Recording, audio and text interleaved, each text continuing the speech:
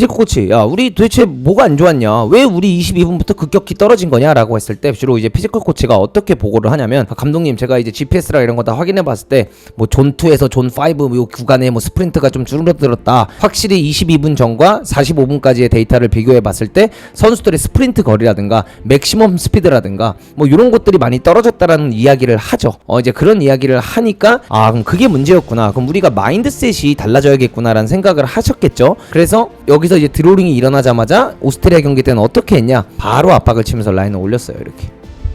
이게 달라졌어요, 하이드레이션 브레이크 때 우리가. 그래서 지난 하이드레이션 브레이크 때와 이번 하이드레이션 브레이크 때 달랐던 게 뭐냐, 우리가 딱 공이 나가서 드로링이 되자마자 여기서 백패스를 하자마자 이재성이 엄청나게 밀고 올라가면서 우리가 라인을 높게 잡으면서 축구를 가져갔어요. 바로 우리가 기세가 점점 올라가고 있을 때 하이드레이션 브레이크가 들어오면서 우리의 흐름이 끊겼으니까 이건 아쉬운 부분이죠. 근데 이거는 변명거리밖에 안 되긴 해요. 이게 아쉬운 부분은 맞는데 왜 변명밖에 안 되냐, 반대로 이거는 우리가 밀리고 있을 때 하이드레이션 브레이크를 통해서 우리 흐름으로 가져올 수 있는 계기가 되기도 하고, 이거는 그냥 양 팀에게 다 적용되는 룰이기 때문에 이거는 결국 변명거리죠.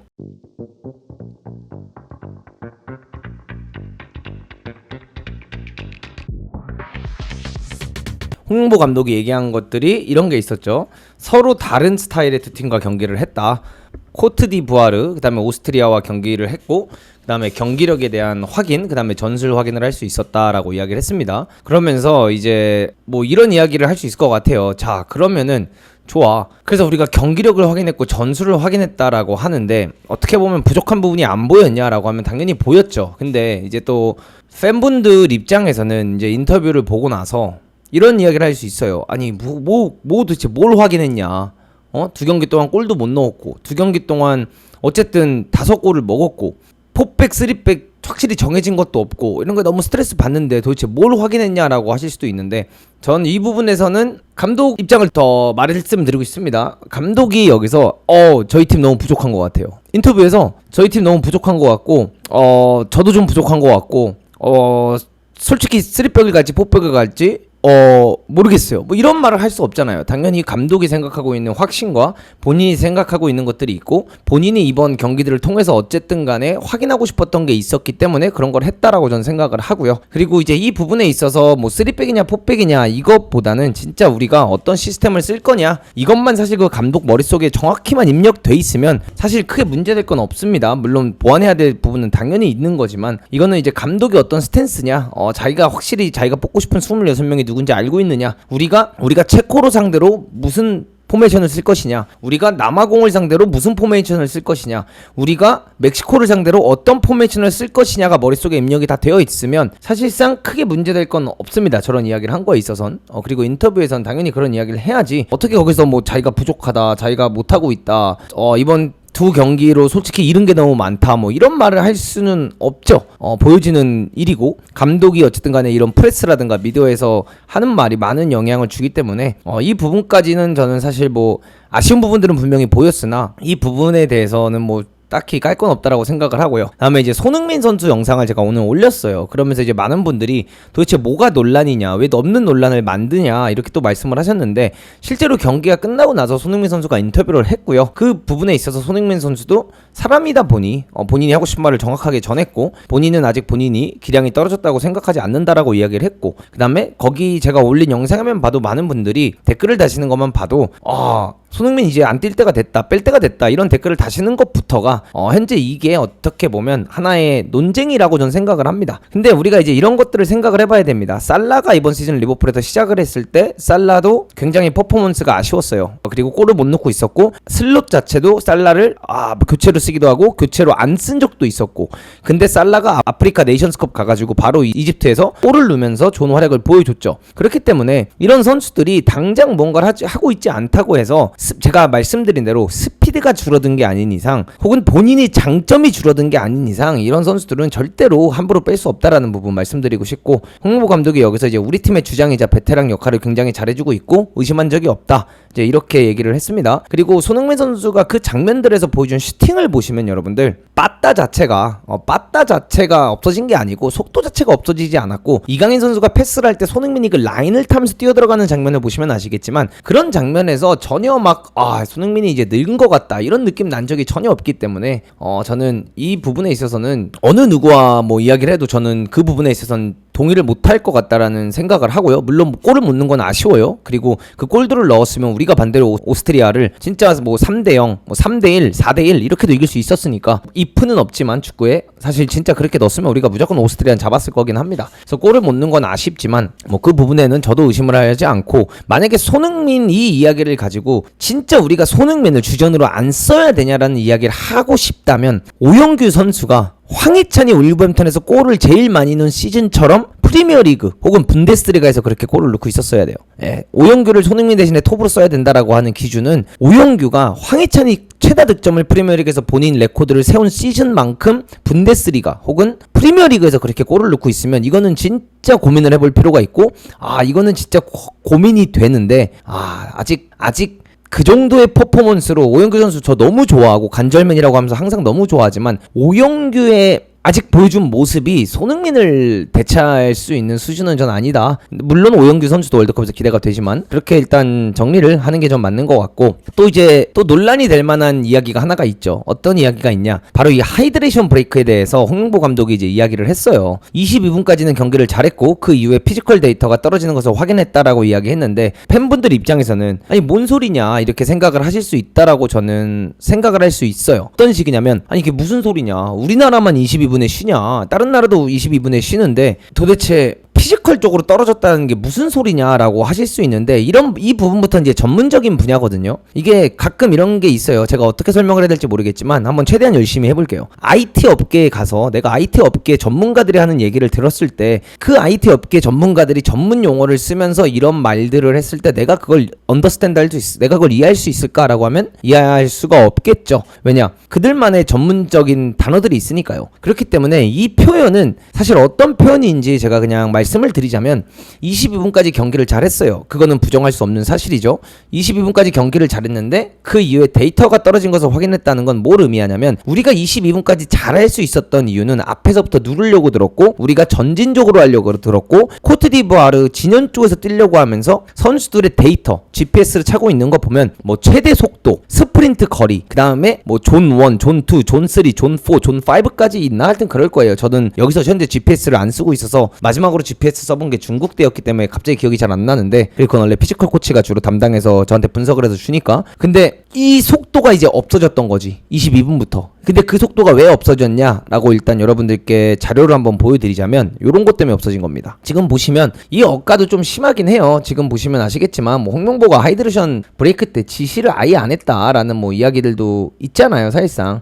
근데 하고 있잖아요. 코치들마다 다 각각 자기들이 해야 될 역할들을 다 이렇게 진행을 하고 있고 안 하지 않았습니다. 근데 이거를 3분 내내 맥시마이즈 하지 않았죠. 그리고 나서 이렇게 하이드레이션 브레이크가 일어나고 나서 여기 이제 이쪽에는 주앙 아르소 코치가 또 김태현 선수였을 거예요. 아마 김태현 선수한테 요런 지시를 하고 있고 뭐 김민재랑 뭐 여기서 김진균 얘기하고 있고 홍보 감독은 황희찬한테 약간 어떻게 보면 황희찬이 이 경기에서 약간 요렇게 요 역할을 했잖아요. 그래서 황희찬이 단순히 벌려서 뛰는 게 아니라 서령우가 여기서 벌려서 떴다 보니까 황희찬이 요 안에 들어가서 이렇게 움직임들을 많이 가져갔단 말이죠. 그렇기 때문에 요 움직임들을 많이 가져가기 때문에 홍보 감독은 여기서 황희찬한테 어떻게 보면 이제 좀 많이 이야기를 하면서 지시를 하는 모습이 나왔다라고 일단 표현하는 게 전 좀 맞는 것 같고 그러니까 물론 맥시마이즈도 할 수 있겠죠. 이 상황들에서 더 맥시마이즈 할 수 있는데 그런 부분에 있어서 부족했던 건 사실이죠. 왜? 뭐 3분 내내 얘기하진 않았으니까. 근데 제가 뭐 누누이 말씀드리고 이번 경기 때도 그렇고 저번 경기 때도 말씀드렸지만 우리가 이때까지 잘하고 있었다라는 거예요. 우리가 22분 때까지 잘하고 있었기 때문에 사실 이 잘하고 있는 상황에서 크게 지시를 할 게 많이 있지는 않다라는 부분. 근데 이 부분에서 우리가 또 배울 수 있는 거는 여기서 이제 우리가 늘어야죠. 근데 여기서 이제 배울 수 있었던 것 중 하나는 그러니까 이 하이드레이션 브레이크가 우리에게 진짜 어떤 영향을 해줄 수 있는지를 느끼게 만들어 준 거죠. 사실 이 장면들이 이제 보시면 아시겠지만 왜 그런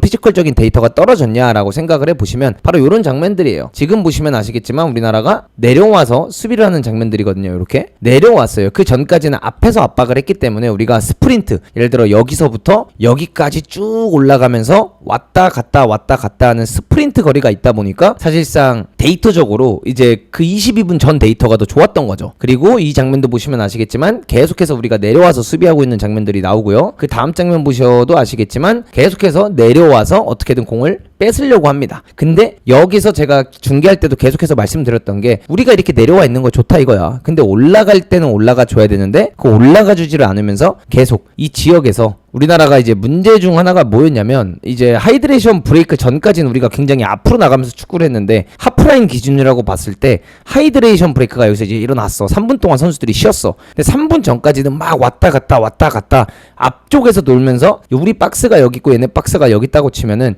이 스프린트 거리랑 이걸 나가기 위해선 선수들이 빠르게 뛰어야 되잖아요. 그러니까 스프린트 거리 막 이런 것들이 많았던 거지. 그 하이드레이션 전까지는. 근데 하이드레이션 이후에는 우리가 하프라인을 거의 안 넘어가고 요 지역에서 계속해서 수비를 가져갑니다. 그래서 하이드레이션 브레이크 이후에 우리가 거의 30몇 분 때까지 우리 하프를 제대로 못 벗어났어요. 그러니까 그 하이드레이션 브레이크를 우리가 간과한 것도 있는 거지. 이걸 통해서 배워야지. 물론 이걸 간과했다 이런 걸 좀 그렇게까지 크게 안 봤다라는 부분은 잘못된 부분이고 어쨌든 간에 놓친 부분이죠. 그렇기 때문에 뭐 그런 부분에 있어서는 공부를 해야 되고 그런 부분에 있어서 우리가 이번에 다행히도 월드컵 때 이런 게 일어난 게 아니라 그 전에 일어났기 때문에 공부를 할 수 있는 기회다라는 게 너무 다행인 거고 지금 보시면 아시겠지만 여기 30몇 분 때까지 여기서 나가질 않았다. 그리고 나서 이제 다음 경기가 주어집니다. 그럼 우리가 다음 경기 때 과연 좋아졌느냐 이걸 봐야 돼요. 그럼 이게 지금 김주성 선수가 딱 하이드레이션 브레이크 때 다치면서 나가는 장면이 나오고 김태현 선수가 이제 들어오는 장면이 나오는데 지금 보시면 아시겠지만 하이드레이션 브레이크 이후에 우리가 우리 진영에서 이제 상대방이 드로링을 얻었기 때문에 로우 블록에 있는 상태예요. 근데 여기서 이제 뭐가 달라졌는지 한번 보시면 아시겠지만 우리가 배운 거죠. 지난 경기 코트디부아르 경기 때 데이터를 받고 피지컬 코치한테 물어봤을 거 아니야.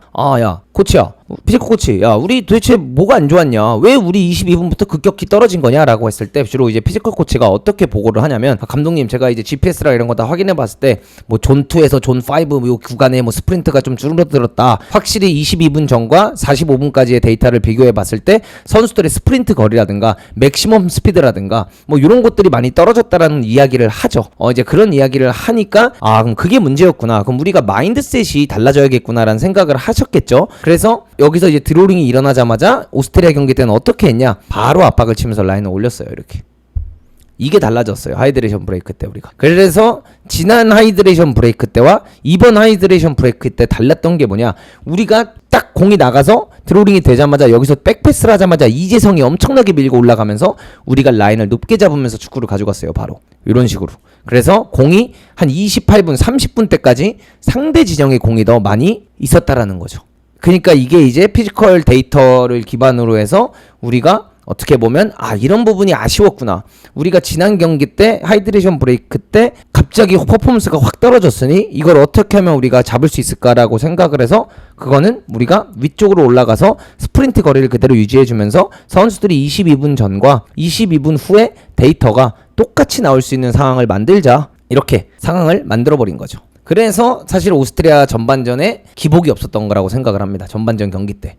그래서 이런 부분에 있어서는 이제 여러분들께 이제 설명을 해드리고 싶었어요. 여러분들 입장에서 이런 걸 모를 수 있으니까 이렇게 그냥 22분까지는 경기를 잘했는데 그 위에 데이터 떨어지는 걸 봤다 이러면 그냥 뭐야 씨 이럴 수 있는 거잖아, 사실 팬분들 입장에선. 근데 이거를 국가대표 감독이 거기서 다 설명하고 있는 게 웃긴 거긴 해요.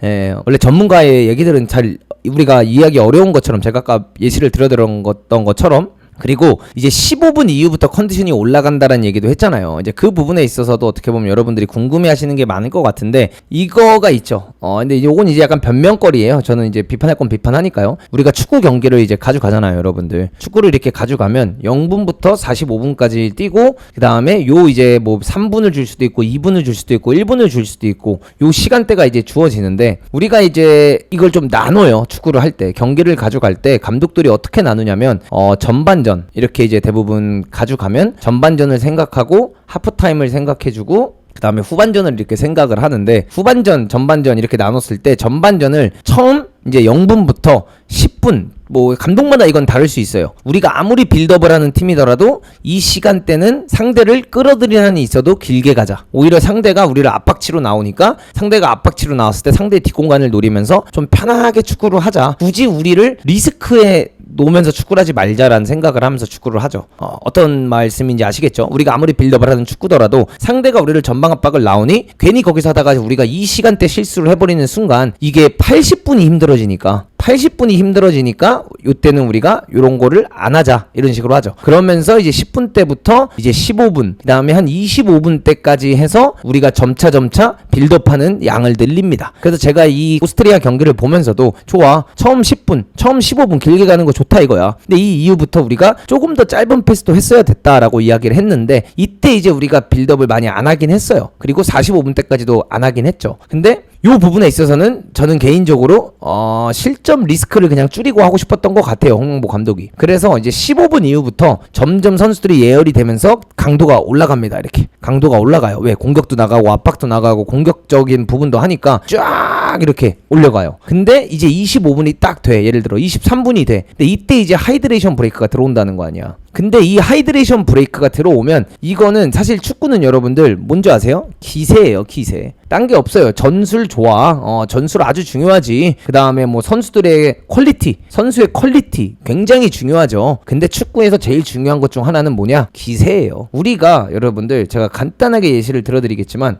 우리가 중국 원정을 갑니다. 우리가 이란 원정을 갑니다. 우리가 오만 원정을 가요. 근데 그런 원정을 갔을 때 우리가 빌드업을 하다가 진짜 말도 안 되는 실수로 2분 만에 한 골 먹었다고 생각해봐요. 그럼 어떻게 해요? 우리는 88분 동안 똥줄을 탑니다. 그죠? 우리는 88분보다 똥줄을 타면서 빨리 골 넣어야 돼 라는 생각에 휩싸여서 이제 경기가 잘 안 돼. 근데 얘네는 그냥 야 우리 이제 골 넣었다, 눕자, 지키자, 라인 지키자 하면서 사실 기세를 몰아갈 수 있는 건데 이제 우리가 25분 때까지 하이드레이션 브레이크까지 우리가 잘했으니까 사실 코트디부아르 전 때는 이게 아쉽죠. 우리가 기세가 점점 올라가고 있을 때 하이드레이션 브레이크가 들어오면서 우리의 흐름이 끊겼으니까 이건 아쉬운 부분이죠. 근데 이거는 변명거리밖에 안 되긴 해요. 이게 아쉬운 부분은 맞는데 왜 변명밖에 안 되냐? 반대로 이거는 우리가 밀리고 있을 때 하이드레이션 브레이크를 통해서 우리 흐름으로 가져올 수 있는 계기가 되기도 하고 이거는 그냥 양 팀에게 다 적용되는 룰이기 때문에 이거는 결국 변명거리죠. 근데 이제 이런 식으로 이제 우리가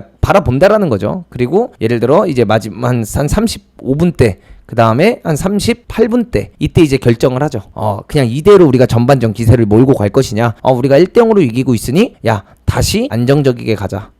전반전을 1대0으로 그냥 마무리하고 나오자. 이런 식으로 이제 경기를 가져갑니다. 그러면서 이제 하프타임 때 뭐 교체할 거 교체하고 여기서 변화 줄 거 변화 주고 이렇게 이제 가져가고 여기서 이제 감독들의 판단이 나오죠. 야 우리 1대0으로 이기고 있으니까 후반전 시작해 45분 시작했을 때 이 기세를 몰아붙여서 우리 빨리 한 골을 더 넣어서 2대0을 만들자 하면은 본인들이 가져가던 스타일 이 0분 때 10분 때 축구를 안 하고 그냥 이 10분 때부터 35분 38분 때까지 보여줬던 축구를 바로 그냥 들어갑니다. 근데 우리가 좀 안정적이게 가자 하면은 다시 0분 때 10분 때 요 축구를 후반전에도 먼저 해주고 경기 분위기를 보면서 여기선 이제 어떻게 보면 전술적인 요소가 굉장히 빛나야 되는 시간대인 거죠. 교체 카드도 빛나야 되고 다양한 것들이 이때 이제 빛나야 되는 거죠. 그래서 요렇게 일단 시간대가 많이 나눠진다라는 걸 여러분들께 알려드리고 싶었습니다. 그래서 이제 15분 이후부터 컨디션이 올라간다 이런 거는 뭐 요런 의미를 한다. 그래도 이걸 여러분들께 알려드리면 조금 더 여러분들이 앞으로 경기를 보실 때나 이런 말을 왜 했을까라는 거에 대한 그나마 조금이라도 정보가 생기실 수 있으니까 요 부분을 좀 얘기해 드렸고요. 축구를 그래서 이게 되게 굉장히 분수로 많이 나눠서 축구를 해요, 여러분들. 단순히 그냥 45분 경기니까 45분만 뛰자 이게 아니라 굉장히 분수로 많이 나눠서 경기를 하는데 이런 부분에 있어서 이번 경기 때는 첫 번째 경기 때는 홍명보가 부족한 부분들이 나오긴 나왔다. 이렇게 일단 또 말씀드리고 싶고 앞으로 이제 바꿔야 하는 부분과 고쳐야 하는 부분이 있어요, 여러분들. 이 부분이 저는 이제 진짜 중요하다고 생각을 합니다. 바꿔야 되는 부분과 고쳐야 되는 부분이 뭐냐면 근본적인 믿음이에요. 이 근본적인 믿음이 뭐냐면 선수들이 얼마나 우리 축구를 현재 믿냐 못 믿냐 이게 관건이거든요. 그래서 제가 뭐 여기다도 써놓기도 했지만 근본적인 믿음이 변화하지 않는다면 습관을 바꾸기가 어렵다. 새로운 목표와 계획을 세웠지만 자신이 어떤 사람인지 변하지 않았다면 변화시키기가 어렵다. 이런 것처럼 뭔가 벤투 같은 상황에서는 이런 믿음을 선수들에게 완벽하게 줬었죠. 예를 들어 우리가 상대가 뭐라 하든 뭐 협회가 뭐라 하든 팬들이 뭐라 하든 혹은 경기를 뛰고 나와서 우리가 빌드업을 하다가 브라질한테 5대0으로 쳐발려도 우리는 이 축구를 할 거다. 얘들아 괜찮다. 이 축구는 성공할 거다. 야 우리가 지금 하고 있는 전술은 옳은 전술이다. 이런 기세를 선수들한테 보여줬죠 벤투가. 그래서 이 믿음을 이제 제가 여러분들께 분석을 해드렸던 것처럼 3백을 쓸 때 센터백들이 괜찮다. 이 공간 버리고 사이드 윙어 잡으러 너가 나가도 된다. 야 우리 윙백들한테 괜찮다. 우리 윙백을 버리고 네가 저기 상대 풀백을 잡으러 가도 된다. 이 믿음을 진짜 근본적인 믿음을 줘야만 해요 선수들한테. 그러면 이 3백이 훨씬 좋아질 수 있다. 근데 이 믿음을 주지 못한다면 굉장히 어려운 부분이 될 거다 이렇게 말씀드리고 싶고, 또 이런 게 있잖아요. 조현우 선수가 옛날에 인터뷰한 것 중에 보면 이런 말을 한 적이 있어요. 민재랑 경기를 뛰면 판단력이 이제 가면 안 된다고 생각하는 것들을 민재는 간다. 근데 거기서 이 정도 갔으면 충분한 것 같은데 거기서 쭉 더 가버려서 프레싱을 한다. 이런 이야기를 하거든요. 근데 이 부분에 있어서 지금 우리나라 선수들에게 이게 진짜 필요한 말이에요. 3백을 쓸 거면. 이거는 내가 풀백인데 상대 풀백까지 지금 여기서 내 자리를 버리고 가는 게 맞는 건가? 라고 생각하면서까지 가는 그 믿음이 필요하다라는 거죠. 그게 현재 굉장히 중요한 부분이다 라고 생각을 하고요. 선수들이 왜 설렁설렁 뛰겠어? 감독이 선수를 장악을 못한 거지. 벤투 때 봐라 애들이 부러지도록 뛰. 뭐 그것도 뭐 개인적인 생각이니까 그렇게 생각을 할 수도 있는데, 저는 반대로 이렇게도 말씀드리고 싶어요. 우리나라 국가대표 아닙니까? 나라를 대표하는데 감독이 마음에 안 들어서 선수가 설렁설렁 뛴다 라고 하면 그 선수는 더 잘못된 사람입니다. 이거는 클럽 축구도 아니고요. 이건 나라를 대표하는 거기 때문에 그 나라를 대표하는 선수가 감독이 만약에 마음에 안 든다, 내 시스템이 마음에 안 든다 해서 안 뛴다면 우리나라 대표팀으로서 뛸 자격이 없다. 전 이렇게 말씀드리고 싶고요. 근데 이제 이런 부분에 있어서 이제 우리가 이제 좀 또 바라볼 수 있는 것 중 하나가 어떤 게 있냐. 그래서 이번 2연전을 통해서 얻은 장점과 단점 뭐 이렇게 해볼까요? 이번 2연전을 통해서 얻은 장점과 단점. 여러분들이 생각했을 때 제 얘기를 하기 전에 여러분들의 얘기도 들어보고 싶긴 합니다. 쉬는 시간 활용법을 배웠다는 게 단점이죠. 오케이. 쉬는 시간 하이드레이션 브레이크. 이거를 어떻게 우리가 활용해야 되는지를 데이터로 배웠다. 이거 뭐 장점이 될 수 있죠. 배워야 되는 거니까요. 이런 거를 우리가 이번에 경험을 하지 못했다면 이 하이드레이션 브레이크를 진짜 너무 안일하게 생각하고 월드컵을 나갔더라면 큰일 날 수 있었으니까 이거는 굉장히 좋은 걸 배웠고, 압박이 전 경기보단 좋아졌다. 오케이. 압박이 첫 번째 경기보단 1경기보단 2경기 때 좋아지긴 했다. 좋아졌다라고는 안 할게요. 좋아지긴 했다. 왜냐? 아직 부족하니까. 저는 불안은 못 치겠어요. 과장은 못 하겠어요. 좋아지긴 했다. 장점은 안 보이고 단점만 보여서 답답함. 어떤 단점이 보이셨는지 알려주시면 감사할 것 같습니다. 장점은 황희찬, 양현준 윙백을 활용할 수 있다는 거. 빌드업. 단점은 수비. 오케이. 단점 수비 능력. 이게 이제 어떤 수비 능력이냐? 개인의 능력 있었고, 또 한 가지는 팀의 압박 타이밍.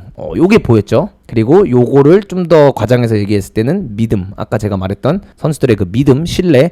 내가 이걸 버리고 나가도 된다. 이거에 대해서 또 배울 수 있었고. 장점. 무슨 축구를 하려고 하는지 알았다. 무슨 축구를 하려고 하는지 알았다. 오케이. 또 뭐가 있을까요? 윙백과 윙 사이의 공간이 비는 거. 윙과 윙백 사이 공간. 오케이. 단점. 내려앉아서 수비가 안 되는데 3백이다. 내려앉아서 수비를 못해. 수비를 못하는데 3백이다. 이것도 맞는 말이에요. 여러분들이 그러니까 이렇게 많이 아세요. 롱볼 차는데 9번이 없다. 롱볼 차는데 9번이 없다. 저는 이걸 단점이라고 생각하지 않습니다. 롱볼을, 그러니까 이것도 진짜 많이 나온 얘기 중 하나인데, 요거 제가 또 다뤄야겠네요. 요거 재밌겠네. 요건 다뤄드려야겠다. 자, 이게 진짜 찬반 이거 가지고 비판 되게 많이 하긴 하더라고요, 여러분들. 근데 나는 이거에 대해서 할 말이 있는 게, 보여드릴게요. 제가 하고 싶은 말은. 자, 이거 너무 근데 이런 것도 재밌네. 여러분들이랑 이런 식으로 얘기하는 것도 되게 재밌다. 9번이 없었죠. 그리고 거기에 손흥민이 뛰었습니다. 그래서 손흥민이 만들어낸 기회가 몇 개예요. 그 기회에, 그 다음에 기회의 강도가 중요합니다. 1대1 3개. 1대1 3개. 뭐 서령우 크로스는 사실 9번처럼 한 거니까 진짜로. 서령우 크로스 9번. 이거는 이제 실제 이건 그냥 9번 조기성이었어도 뭐 다른 유형의 공격수였어도 이 기회는 받았겠지만, 이 1대1 3개. 진짜 9번이었으면 이거 우리가 만들었을까요? 못 만들었어요. 1대1 3개를 진짜 우리가 말하는 그 9번 공격수가 뛰었으면 이 기회를 만들었냐는 거야. 못 만들었어요. 손흥민이기 때문에 만들 수 있었던 거예요. 그러면 우리가 경기에서 이 1대1 3개를 만들어낼 수 있는 확률을 만들어냈다라고 하면 괜찮은 거죠. 9번 안 쓴 게. 그러니까 이게 자꾸 너무 우리가 그러니까 이게 너무 단편적으로 바라보는 거야. 아, 롱볼을 때렸는데 키 큰 선수가 없었다. 그럼 롱볼을 때렸는데 키 큰 선수가 있으면 뭐 했을 건데? 우리가 디디에 드록바가 있는 것도 아니고 우리가 뭐 엄청난 피지컬 선수가 있어서 김신욱 선수가 그걸 막 가슴 컨트롤 해가지고 상대 센터백이 달라붙는데 그걸 가슴 컨트롤 해가지고 목 위에 공 올려가지고 한번 이렇게 올린 다음에 이렇게 춤추고 나서 이강인이 올 때까지 이재성이 올 때까지 우리 윙백들이 다 올라올 때까지 이렇게 잡고 있을 수 있냐고. 못 그래요 월드컵 무대에서. 그럴 수가 없어요. 그래서 사실 이 9번은 없었던 건 전혀 저는 문제가 되지 않았다라고 생각을 합니다. 왜냐? 우리가 결국 이렇게 수비를 가져갔을 때 제가 다시 한번 말씀드리지만 홍명보고의 가장 원했던 거 손흥민을 수비를 좀 덜하게 만들면서 이재성과 이강인이 하면서 양쪽 윙백들도 올라오면서 치려고는 했죠. 어느 땐 쳤고 어느 땐 안 쳤으니까. 근데 이렇게 하면서 결국 홍명보고가 이렇게 수비를 하면서 가져가려고 했던 건 우리가 상대가 이렇게 되면 라인을 센터백 둘이 이렇게 올라오고 수비형에 공미 둘에 여기 하나 쓰고 벌리고 풀백들도 여기까지 올라오니 자 여기 2명밖에 안 남죠. 그러니까 손흥민이 여기서 얘를 잡으면서 쉬고 있으면 패스가 이렇게 갔을 때 만약에 이걸 서령우가 끊는다 아니면 패스가 갔을 때 혹은 패스를 사이로 누려고 할 때 이걸 백승호나 김진규가 끊었다 라고 하면 여기서 손흥민이 뛰어나가는 거 보고 찔러줬어. 그럼 단독 찬스가 나니까 이 수비를 어느 정도 미드블록에서 한 거야. 근데 이걸 하면서 손흥민의 이게 중요해요. 이걸 하면서 손흥민 1대1이 안 나왔어 이번 경기 때 만약에 그러면 욕해야죠. 그러면 도대체 이 수비 왜 하냐라고 해야죠. 근데 이걸 통해서 손흥민의 1대1이 나왔어. 2번. 그 다음에 하나는 이강인의 정말 좋은 패스로 나왔지. 근데 이걸로 1대1이 2개나 나왔어요. 전반전에만. 그렇게 따져봤을 때 기회 창출을 잘한 거죠. 이 수비로. 상대 실수를 우리가 목표를 가지고 정확히 기다려서 상대 실수를 통해서 우리가 하고자 하는 걸 했어요. 골을 못 넣은 거죠. 제가 말하잖아요. 손흥민 선수를 비판하는 게 아니라 못 넣는 날도 있죠. 저희 팀 소속팀 선수도 슈팅을 40개를 때리고 한 골밖에 못 넣는 날도 있으니까요. 그때 감독이 경기가 끝나고 누구 탓을 합니까? 첫 번째는 제 탓이죠. 근데 두 번째는 집에 와서 소주 먹으면서 선수 탓도 해요. 아니 씨발 새끼들 슈팅을 40개를 찼는데 씨발 한 골밖에 못 넣으면 어쩌라는 거야. 날 싫어하나? 이런 생각 스스로도 해봐요. 예. 그러니까 이거는 당연한 거예요. 사람이라면 어쩔 수 없어요.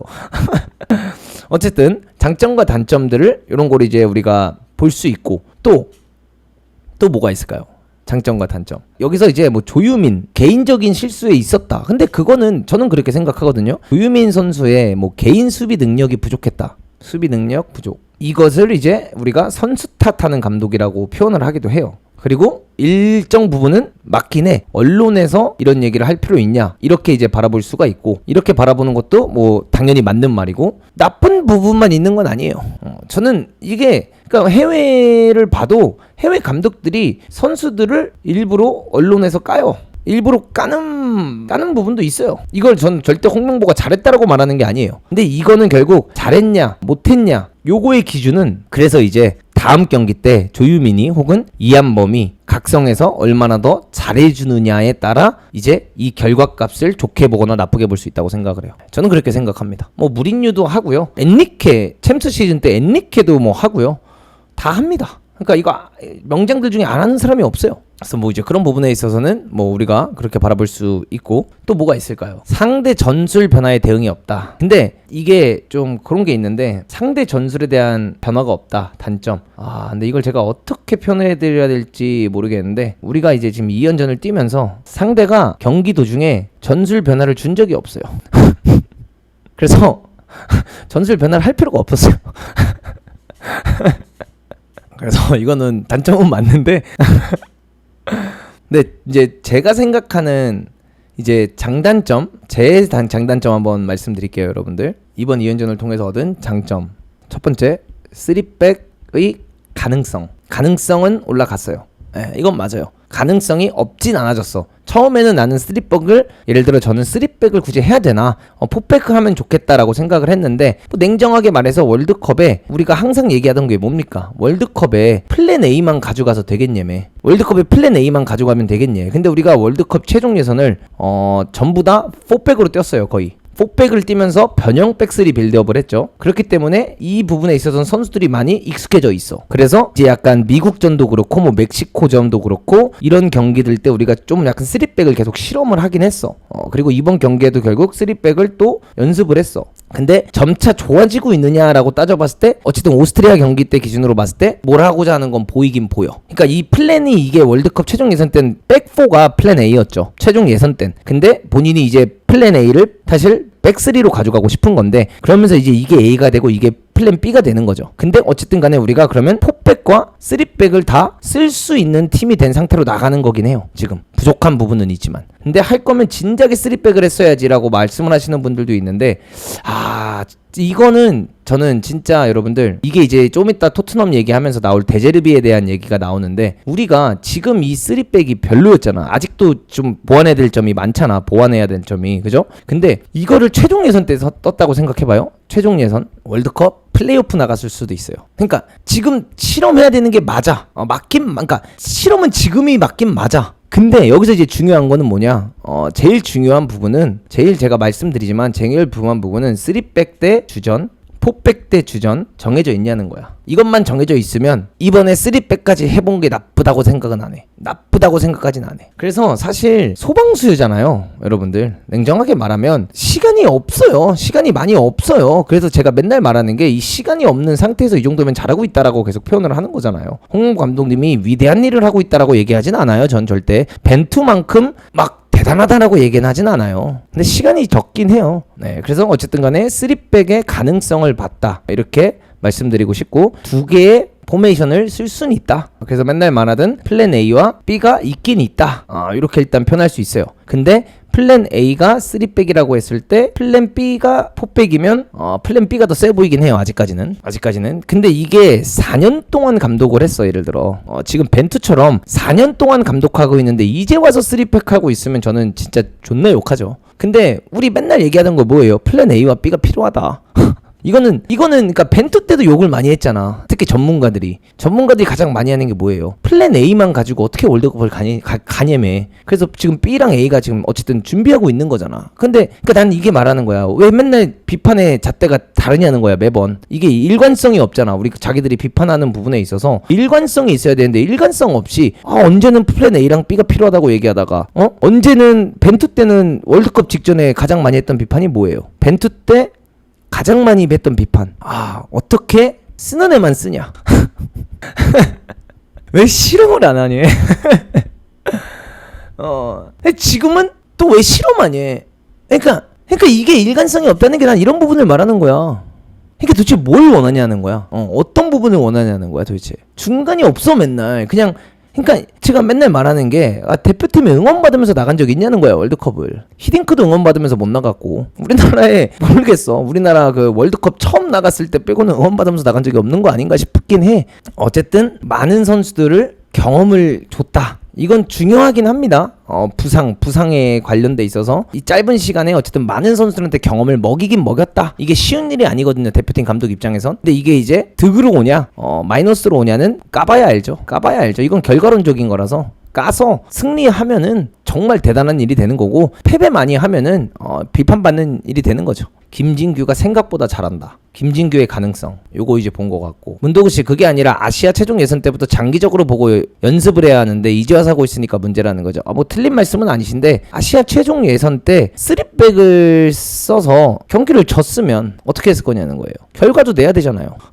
결과는 내야죠. 어떻게 결과를 안 내요? 이때 4백으로 결과를 내는 연습을 한 거죠. 왜? 상대들이 많이 내려왔는데 우리나라 상대로 상대들이 내려왔는데 3백을 가면서 플랫하게 우리가 이렇게 수비할 이유가 뭐가 있어? 없잖아 그때는. 그러니까 잘했던 거를 왜 비판하는지 모르겠어요. 저는 아시아 상대로 우리가 내려앉아서 그렇게 수비하고 있어요? 아니잖아요. 그러니까 이거는 상황에 따라 잘 맞춰서 한 거라고 해요. 그리고 이 외에는 이번 2연전에서 얻은 건 크게 없는 것 같고 단점에 대해서 말하면 3백의 완성도 어쨌든 가능성은 봤지만 완성도가 너무 떨어진다. 이게 첫 번째인 것 같고 그 다음에 두 번째는 결정력 큰 부분이죠. 이게 어쨌든 월드컵을 앞두고 마지막 두 경기에서 빵골을 넣고 갔다라는 건 아까 말한 것처럼 기세가 우리가 올라갈 수가 없기 때문에 이게 이제 월드컵에 나가서 어떤 일이 일어나냐. 슈팅을 했어. 좋은 기회를 만들어서 슈팅을 했는데 골이 안 들어가면 이제 오늘도 안 되나? 그러니까 이런 분위기가 되는 부분이 있다라는 거. 그래서 이런 거 부분에 있어서 결정력 안 좋았던 거 굉장히 아쉽고, 그 다음에 또 우리가 얘기할 수 있는 것 중 하나가 3백의 완성도, 결정력, 기세 떨어진 거, 주전이 누구인가 굉장히 중요한 것들이긴 해요. 단점에 있는 것들이 주전이 누구인가, 플랜 A가 3백이라는 걸 알게 된 사실, 이건 내 개인적인 거야. 나는 4백이길 바랬으니까. 나는 개인적으로 4백이길 바랬기 때문에 플랜 A가 3백이라는 사실을 알았던 게 나한테는 조금 아쉬웠던 부분이고, 그래서 뭐 교체를 좀 못하고 뭐 요런 부분들, 요런 부분들에 있어서는 사실 주전이 누군가인가에 다 포함이 되는 거고요. 하여튼 요렇게 일단 좀 말씀을 드리고 싶습니다. 요렇게 장점과 단점 얘기해 볼 수 있는 것 같고요. 그 다음에 이제 또 제가 보여드려야 될 것 중 하나가 앞으로 이제 홍명보 감독이 해야 될 것들 이제 어떤 게 있냐라고 했을 때, 월드컵을 앞두고 이제 홍명보에게 주어지는 시간이 한 2주 정도가 주어져요. 2주 정도가 주어지죠. 이제 최종 명단을 발표하고 2주가 주어지고, 거기 가서 이제 훈련하고 뭐하고 한 다음에 연습 경기 2경기 뛰고 이제 월드컵에 나가게 되는데, 최종 명단 엔트리를 어떻게 뽑을 것인가, 일단 이게 중요한데, 제 개인적인 생각에는 26명을 뽑는다고 했을 때 골키퍼는 뭐 정해져 있죠. 3명, 송범근, 그다음에 조현우, 김승규, 뭐 이렇게 당연히 뽑힐 거고, 이제 수비수 김민재, 그 다음에 조유민, 서령우 당연히 들어갈 거고, 김태현 당연히 들어갈 거고, 그 다음에 김주성도 당연히 데려가겠죠. 그 다음에 이한범까지 당연히 데려갈 거고, 이태석 당연히 데려갈 거고, 그 다음에 이제 요게 저는 고민인 게, 이제 김문환을 데려가느냐 안 데려가느냐, 요거랑 옌스 데려가느냐 안 데려가느냐. 왜? 옌스가 어쨌든 부상이니까 옌스가 어떻게 돌아오는지 또 봐야 되고, 또 거기서 어떤 활약을 보여주는지 봐야 되고, 이 외에는 이제 이명재가 컨디션이 어떻냐, 요 정도로 제가 봤을 때 될 것 같고, 미드필드 지역이랑 이제 공격수는 뭐 공격은 정해졌죠. 손흥민을 9번으로 쓰겠다는 의지가 굉장히 보였고, 그 다음에 오영규, 조규성, 요렇게 이제 데려가면 여기 3명 확정. 이 중 하나가 뽑히겠죠. 8명 데려간다, 뭐 9명 데려간다라고 하면은 나머지가 이제 여기 들어가는 부분이 되겠죠. 그럼 이제 미드필더에 이재성 들어가고, 그 다음에 이강인 들어가고, 그 다음에 황인범 들어갈 거고, 김진규 들어갈 거고, 황희찬 들어갈 거고, 내가 봤을 때 양현주는 들어가는 것 같고, 양현주는 못 뺄 것 같아. 왠지 안 뺄 것 같아. 진섭 데려갈 것 같고, 내 생각엔. 그리고 배준호 데려갈까? 데려갈 것 같고, 아직 많이 남았으니까. 엄지성 애매하긴 한데, 근데 경기력 자체가 들어왔을 때마다 나쁘지 않았어요, 솔직히 말해서. 그래서 엄지성은 데려갈 것 같긴 해요. 솔직히 저는 배준호보다 전 엄지성이긴 해요, 최근 경기들만 보여줬을 때. 수비형 미드필드 때문에 권혁규를 데려간다? 난 권혁규 안 데려갈 것 같은데 홍현석을 데려갈 것 같아요, 차라리. 왠지 홍현석. 그리고 그냥 차라리 여기서 하나 떨굴 것 같아요. 김문환, 옌스, 이명재 중에 하나 떨굴 것 같은데, 김문환, 옌스, 이명재 이 중에 한 명 떨구면 딱 26대거든요. 이렇게 이제 최종 명단을 가져갈 것 같고, 제일 중요한 거죠. 자, 좋아, 우리가 3백도 좋고 4백도 좋다 이거야. 근데 이제 홍명보 감독이 지금부터 시뮬레이터를 돌려야 되잖아요. 시뮬레이터를 어떻게 돌리냐, 3개의 경기를 봐야겠죠. 이제 세 팀의 경기를 보면서 체코, 남아공, 그다음에 마지막 한 팀이 멕시코인데, 체코한테 3백이 낫냐 4백이 낫냐, 이거 빨리 결정해야 되고, 그 다음에 남아공 3백이냐 4백이냐, 멕시코 3백이냐 4백이냐, 이거 결정해야 되고, 그 다음에 32강 3백이냐 4백이냐 결정해야 되고, 그 다음에 16강 3백이냐 4백이냐 결정을 해야 돼요. 이거를 지금 결정해내야 돼요. 이것까지만 결정하면 수준이 거긴 거고요. 이것까지만 결정하면 수준이 거긴 거예요. 여기까지는 결정해놓고 명단 짜야죠. 이 생각을 하고 있어야 여기라도 가는 거고, 어떻게 가냐라고 했을 때 체코, 근데 제가 개인적으로 2개나 완성도가 좋아졌다라는 가정을 얘기해 볼게요, 여러분들. 플랜 A와 플랜 B, 플랜 A 3백, 플랜 B 4백, 이게 둘 다 완성도가 올라갔다고 쳐보자. 체코는 솔직히 어떻게 축구하는지 몰라서 이건 저 모르겠어요. 얘네 거 아직 보질 못했어요. 이거는 그냥 제가 해놓고, 그 다음에 여기서 이제 만날 상대가 보스니아인가 아니에요, 아마? 보스니아도 제가 몰라서 모르고, 16강에서 뭐 재수 좋으면 일본을 만날 수도 있다고 하는데, 일본 만나면 4백. 그냥 이렇게입니다. 멕시코 상대로는 오히려 뽀백이 낫다고 생각을 하고 남아공 상대로 저는 오히려 3백을 가주는 게 좋다고 생각을 하고 그냥 개인적인 느낌이지만 여기 3백하고 여기 3백 갈 것 같다는 생각이 들긴 해요. 그러면서 이거에 대한 라인업을 짜야 되는 거고 그러니까 이런 것들을 지금부터 해야 된다는 거죠. 그래서 이런 것들만 이제 하면 되지 않나 홍모 감독 입장에서는. 그리고 이제 이 명단을 짜기 전에 이제 가장 많이 해야 되는 건 선수들이랑 영상 통화하고 뭐 선수들이랑 스카이프도 하고 선수들 만나러 가서 진짜 이 3백에 대한 전술 계속 보여주고 알려주고 이제 이런 것들 가져가야 된다. 이렇게 좀 말씀드리고 싶습니다. 이번 거를 통해서 이제 우리가 하고자 하는 게 무엇인지 우리가 어떤 걸 하고자 하는지 그다음에 이번 인터뷰를 통해서 여러분들에게 그냥 이 이야기들을 좀 알려드리고 싶었고 이 뭔가 단어들이라든가 이런 내용들에 있어서 어떤 것들을 의미하는지 좀 여러분들께 알려드리고 싶었습니다. 현재 옵타에서 나왔던 데이터인데 우리나라가 월드컵을 우승할 확률이 지금 여기 있거든요. 사우스코리아. 그 우리 아래에 있는 게 스코틀랜드, 남아공, 호주, 이란, 튀니지, 우즈베키스탄, 사우디, 뉴질랜드, 카타르, 파나마, 카페버데, 요르단, 쿠르카오, 하이티, 그 다음에 뭐 PF 플레이오프에서 이제 올라온 팀인데 이것만 보셔도 이제 아시겠지만 그러니까 우리나라가 높지 않아요. 해외에서 평가하는 게 여러분들. 그러니까 지금 우리가 지금 막 바라보면 우리나라가 엄청 막 대단한 팀인데 마치 홍명보 혼자 우리나라를 망치고 있다는 느낌이 드는데 우리나라가 그러니까 이 팀들을 그러니까 여기 있는 팀들을 제외하면 스코틀랜드 우리나라보다 낮아요. 근데 이 팀 세죠. 남아공 뭐 나쁘진 않은데 냉정하게 이제 뭐 그렇게까지 세진 않으니까 충분히 비벼볼만 하니까 그걸 제외하고 호주 못하죠. 이란 못하죠. 튀니지 못하죠. 우즈베키스탄 못하죠. 사우디 못하죠. 뉴질랜드 못하죠. 카타르 못하죠. 파나마 못하죠. 얘네 못하죠. 요르단은 솔직히 이번 월드컵 복병이고 못해요.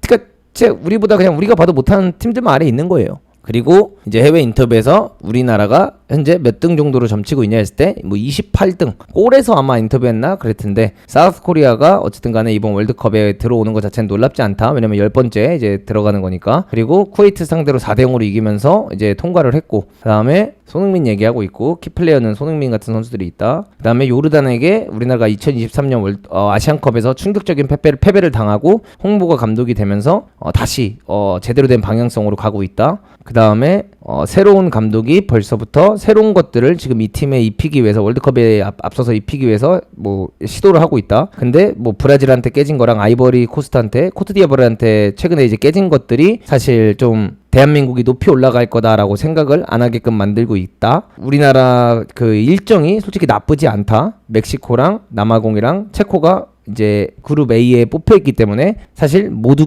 서로끼리 해볼 만한 경기다. 또이또이하다. 이렇게 얘기하고 있는 거죠. 서로가 서로를 뜯어먹을 수 있는 조에 속해 있다. 이 정도로 평가를 하고 있습니다. 그래서 48개국 중에 어쨌든 28위 정도로 매기고 있고 뭐 다른 데서는 뭐 더 높게 매겼을 수도 있고 낮게 매길 수도 있는데 이런 식으로 평가를 하고 있다라고 이제 얘기를 하고 있어요. 그래서 저는 아직까지도 이제 바라보는 건 충분히 3승은 가능하다. 3승은 충분히 가능하다. 이렇게 일단 말씀드리고 싶습니다. 대신 3백의 완성도 그러니까 다른 것보다 압박의 완성도를 올려야 되고 결정력을 올려야 된다. 전 이렇게 표현하고 싶습니다. 압박의 강도, 결정력의 강도. 이게 좀 더 좋아져야 된다. 이렇게 이제 표현을 하고 싶고요.